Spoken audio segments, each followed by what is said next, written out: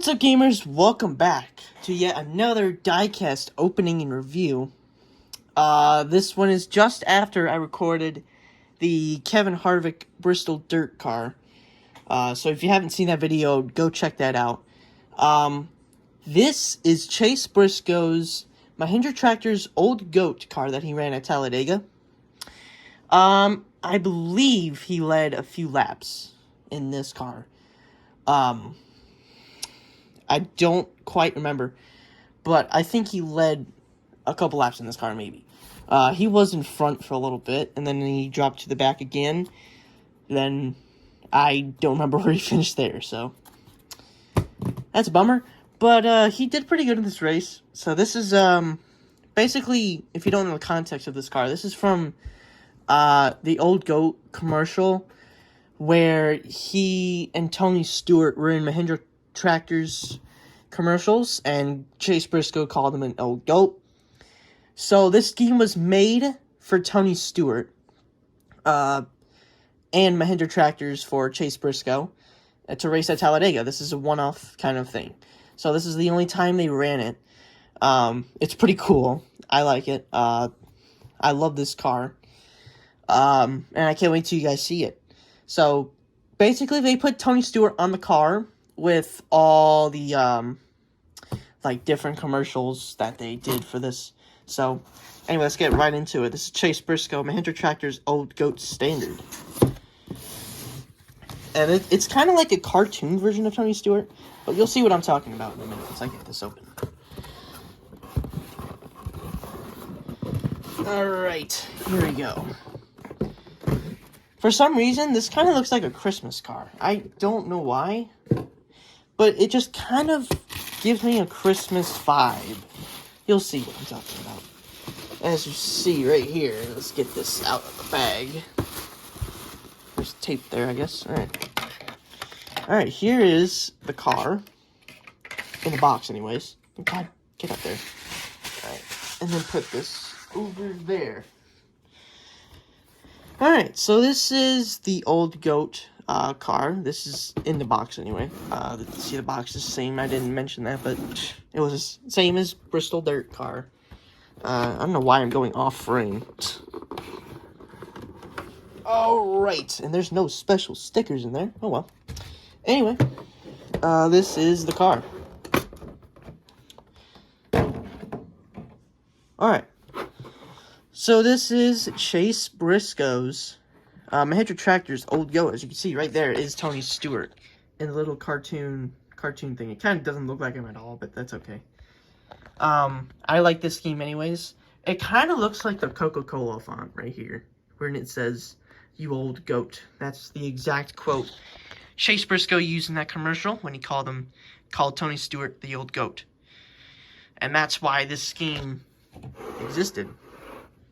You see right here, once again, this is the mail from that one commercial. Then little coffee, and more mail. And that's pretty much it on the car anyways. I think there's another mail right there, yep. Yeah, okay. And then back here, this is pretty much the same thing, right? Yeah, it's not like, asymmetrical. I was trying to think of the word. Not asymmetrical, so. Alright, let's get into the sponsors. There's probably not many, but here's the Goodyear logo on top of the tires. A NASCAR Cup Series 75th anniversary logo. Then you have the 14. Then you have Tony Stewart. And then you have Mahindra Tractors. And then you have Ford Performance. And then highpoint.com. Unfortunately, the Highpoint car DMP'd, so that's a shame. Then you have Rush Truck Centers. And then you have MVP, Magical Vacational Planner. And then you have Chase Briscoe on the name rail. And then you have Ford, Haas, Code 3, Mobile One, and Rush Truck Centers. And then Renai, I think that's how you say that. Renai?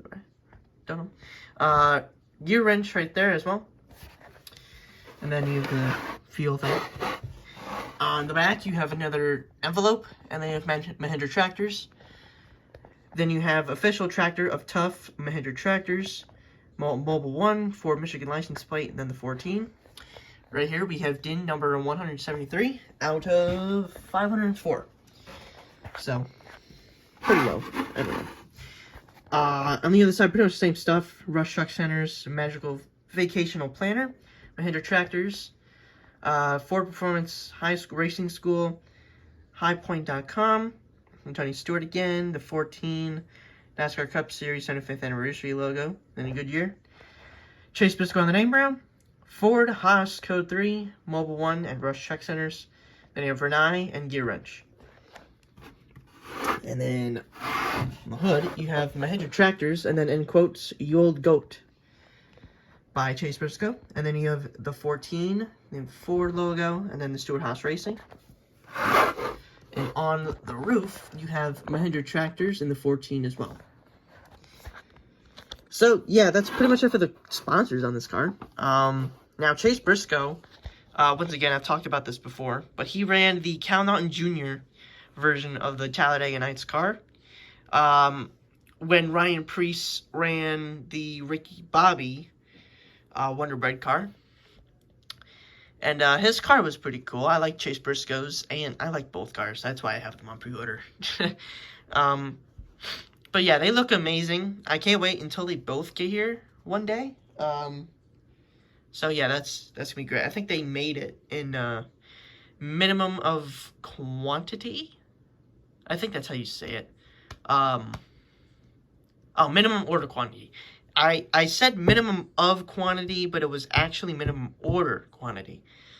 So, I was pretty close. I just remembered it how I remembered it. So, I just said minimum of quantity. That's what I thought it was. But it wasn't. So, yeah, both those cars, I think, made it in MLQ. And then, yeah, they'll be here whenever. In, like, 4 to 6 months. Or something like that. 4, 6, 8 months. A long time for now, pretty much.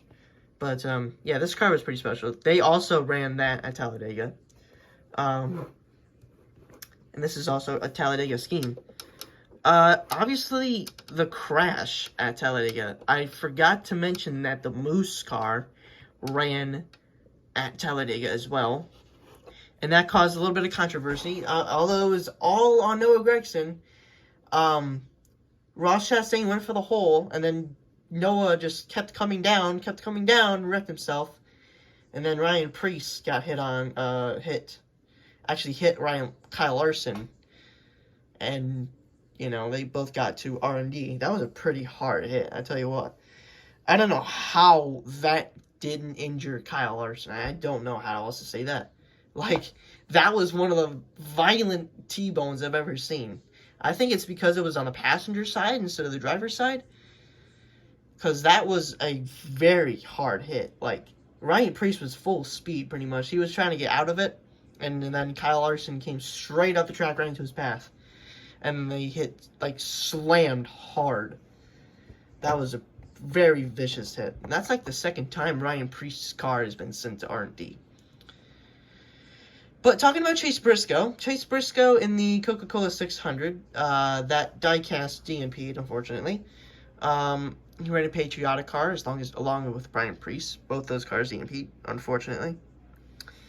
And Chase Briscoe got a penalty for just being really slow. He got I think a 25-point penalty or something like that, or 200. I don't think it was 200. It was like a lot of points that he was taken away because of his very, very slow car. I think it was something to do. It wasn't like cheating. It was like something to do with, I don't remember what it was. It was I think it was something to do with the cooler or something like that. It was like not like a part that could be malfunctioned. Same with Kevin Harvick. He was caught for the windshield tethers or something like that not being secured. So it happened during the race, obviously, for Kevin Harvick, because it was like they were just gone from the car. He wouldn't have passed inspection if they weren't on the car originally. So, yeah, I don't know. That's unfortunate for Kevin Harvick, but he got second in a close finish, so I'd rather, honestly, it mean nothing than just being that close to win his final win in his career. But because, I mean, it clearly wasn't a competitive advantage at all. He was running like 30th, I think. It was just really bad for Chase Briscoe that race. And he actually got a penalty for just being slow. There's no way else to explain it. It was just so weird that he just got a penalty for just being so slow. But yeah, I say Stewart-Haas Racing really was on a tough slump this year. Unless you're talking about the Xfinity side, because they won the championship with Cole Custer. Mind you, Cole Custer won that because he reversed it to the finish line at Martinsville. That was literally a championship winning move. Like, that was insane by Cole Custer. To just reverse it into the finish line on fire and then win the championship. That's an incredible thing to do, in my opinion. But, yeah, Stewart-Haas Racing in the Cup Series really was on a bad performance this year. It was like they were fast only at super speedways and short tracks, and they didn't win a single one. Like, they should have won maybe Darlington, Martinsville, and I think, what was that other race? And Phoenix. And Phoenix earlier this year. Kevin Harvick was pretty much on his way to his final win in his career at Phoenix with like 20 laps to go. And then the caution comes out because Harrison Burton just completely loses talent and just spins it off the final turn. And that pretty much ruins Kevin Harvick's race, and then we pull a terrible pit strategy. And then he gets like, what, I think 4th or 5th, 6th? So he kind of screwed himself. And once again, William Byron gets it off on the late race restart. That's pretty much all he's done this year. And he didn't even clutch up the championship either. That's just, I don't know. I think it's also the system, but also Byron pretty much slid into every single win this season. So, yeah, there's that. I think there was like 1 or 2 wins he actually deserved. I think it was Watkins Glen and Las Vegas. I think both he led a lot of laps. So those were the 2 he actually deserved this year. Other than that, his other wins were pretty much just late restart merchant wins. But, yeah, Chase Briscoe really didn't have the good luck this year. He should have won Martinsville. So should have Ryan Preece, the first Martinsville race. Harvick won his final stage in that race. Then Ryan Preece led a lot of laps, and then he got a speeding penalty. And then Chase Briscoe, I think, led a couple laps, and I think something else happened that he lost the lead to. So that is a shame. And none of the cars won a race. And Eric Almirola, I think, was the closest to winning, like, actually this season. Because I think the last Martinsville race, the one before the championship, I think he was catching Blaney because of lap traffic. But Ryan Blaney pretty much just killed the field there, and won the race and got the championship as well. So, yeah. And I think, yeah, Almirola was like a second behind Blaney when he won the race. So he was pretty close to winning Stewart-Haas, at least one Cup race in 2023. But maybe with the new Mustang coming out, maybe they'll find something. I don't know. Hopefully with Barry and maybe Gregson. I don't fully know what's going on there, but it might be Gregson going to the 10 since Eric Almirola retired pretty much. I don't know what he's doing. It may sound like he's going to have another ride somewhere. I don't know where. I mean, I have his Sonoma win and Xfinity pre-ordered. But I don't know where he could go.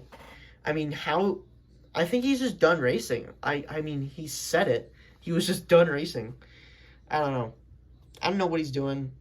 He did the same thing last year. He was going to retire after last year. And then stayed another year. And I don't know what he's doing this year. Or next year. So, yeah. That's pretty much what's going on for Eric.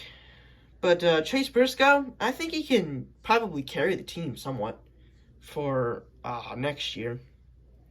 If they finally find speed, then yeah, I can definitely find some hope for Chase Briscoe. And, yeah. that's pretty much it for this review. If you guys liked it, smash the like button, subscribe, turn on notification bells so you don't miss an upload from me, especially if you like Diecast reviews. And, yeah, we'll see you all gamers next time. Have a great day, gamers.